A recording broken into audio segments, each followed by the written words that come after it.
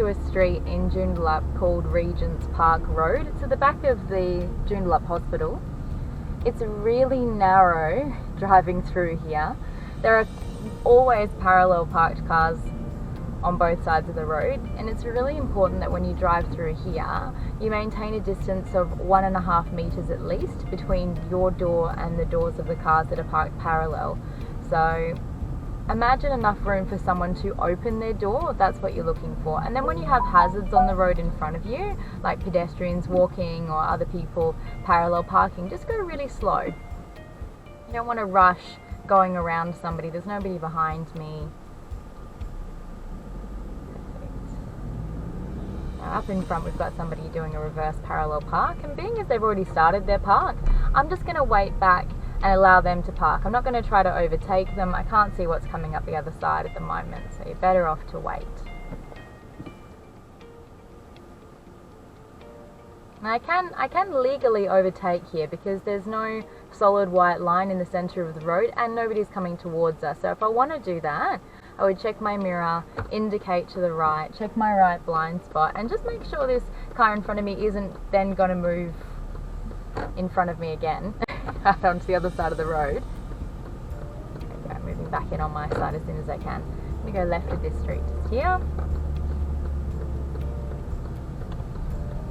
Now we're on Notting Hill Road in Joondalup, and I'm going to find somewhere to parallel park on the side of the road. So remembering that parallel park can be forward, so I'm going to keep my eye out for that. That's the easiest type of parallel park. So I'm indicating my intention to pull over. I'm going to come in really early. You can use 2 bays to pull in here. So I'm pulling in through 1 bay, straightening up so I can park my car in the 2nd bay up. And I make my car safe. So this street is very popular for left something behind in Joondalup. The assessor would ask you to parallel park on the side of the road, which is what we've done. We've done a forward parallel park. Then the assessor would describe left something behind. So we are parked on the side of the road opposite this cream brick house. There's a house behind us here with the green roof. So you want to remember something a little bit obvious about where you are. Try not to look at the house numbers because they're so small, easy to see now that we're parked, but when you're driving past them trying to figure out which house you started at, that's not the easiest way to see that. So look on both sides of the road, try to get a good idea of where you are. And then the assessor is going to explain that you need to leave this position. We're going to drive away, and at some point they're going to tell you that you have left something behind. So like you're leaving home, you've taken off, you forgot your reusable shopping bags or something, you need to go back home and grab them. So this is your starting point. We drive away, you're told that you left something behind, and then you need to turn around coming back to this side of the road into the same spot if you can. That's going to mean we need to turn around twice. We turn around once ahead of us, come back past this point, turn around a 2nd time, back to the same side of the road in this position. On this particular street, we have 4 options to turn around. We've got laneways on the right and left hand side of the road which we can use to turn around, and also a U-turn at the T intersection at the bottom. Failing those options, we can always turn right or left at the end of the road and go to another street to turn around. There's always going to be another option, so don't worry if the first option you wanted to use is not working out. You just keep driving until you find something that's suitable and safe. So I'm going to show you and demonstrate this left something behind exercise. Because I'm quite close to the start or the front of my bay where the tree is, I'm going to reverse back from this position. I'm coming into reverse gear. I'm looking out all the windows before I start reversing. I'm going to keep an eye on my mirrors and looking behind me while I reverse. So I'm only going to need about 1 meter, indicating to the right to leave my position, checking my side mirror, checking my blind spot, it's all safe, and I'm moving before I start steering here. Maintaining my 1.5 meters distance between the cars on the left hand side. And oh no, we've left something behind, please turn around. So for this first one, I'm going to use this forward right hand laneway to turn around. So just in front of this Toyota, I'm indicating right, I'm going to go in on the left hand side of the laneway. So this is a two-way road.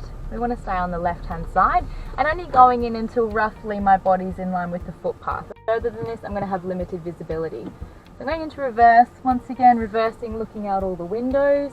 I'm going to follow the curb in my side mirror as I'm coming back so I can stay on the left hand side of the road. If you've turned too late and you're going to be on the wrong side of the road, just stop on an angle there and go forward rather than being on the wrong side of the road. Okay, there's no one coming up, and as long as I pull away quickly, I don't have to signal to the right there to leave the laneway. There we go. I've done one turnaround. I need to pass my original starting point, turn around a second time, coming back to that same starting point. So that's where we started on the right hand side.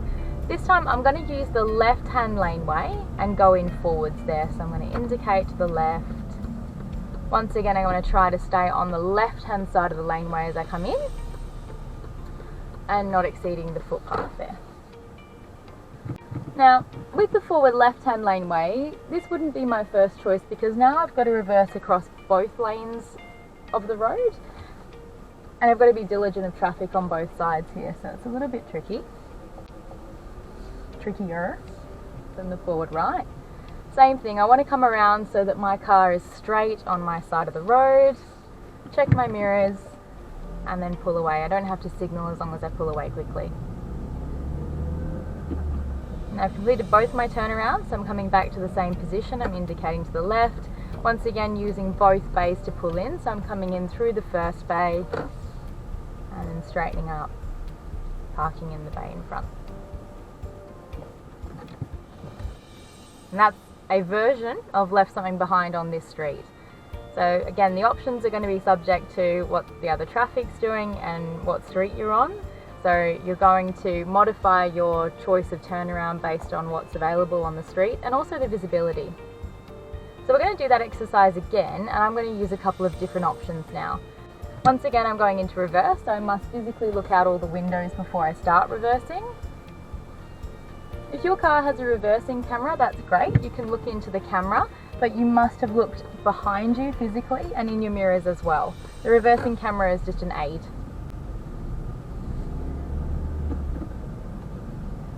So you're driving along and then, oh no, you've left your phone behind. So we're going to turn around this time using a U-turn. There's no car behind me, which is really important. I'm not going to do a U-turn at a T intersection if there's a car coming up behind me. No cars right and left here.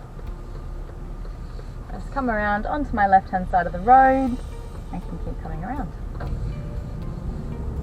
Nice easy U-turn. You just signal to the right the entire way around. Perfect. So once again, I've done one turnaround and I've got a number of options in front of me that I can use. This time I'm going to use a left-hand laneway again, but I'm going to reverse into it. So to reverse in, I'm going to indicate to the left. I'm going to pull up so that the back of my car comes to be in front of the laneway. And to reverse, I can turn off my indicator. I'm looking around out all the windows. And even though I'm reversing, I'm going to stay on the left-hand side of the laneway as I'm coming in.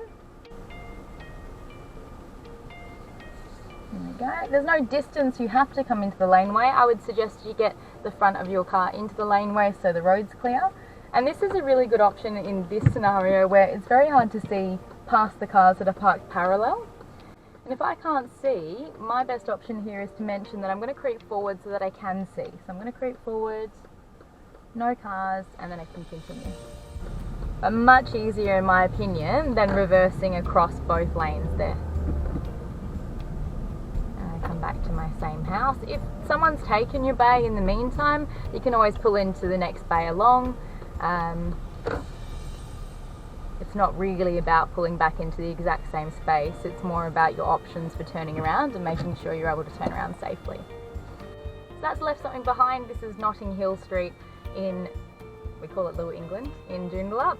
And it's a really popular street for you to do left something behind on. So I'd highly suggest you come into this area, into Joondalup in general, before you go for your assessment, so you're familiar with your left something behind turnaround options, familiar with the street layout.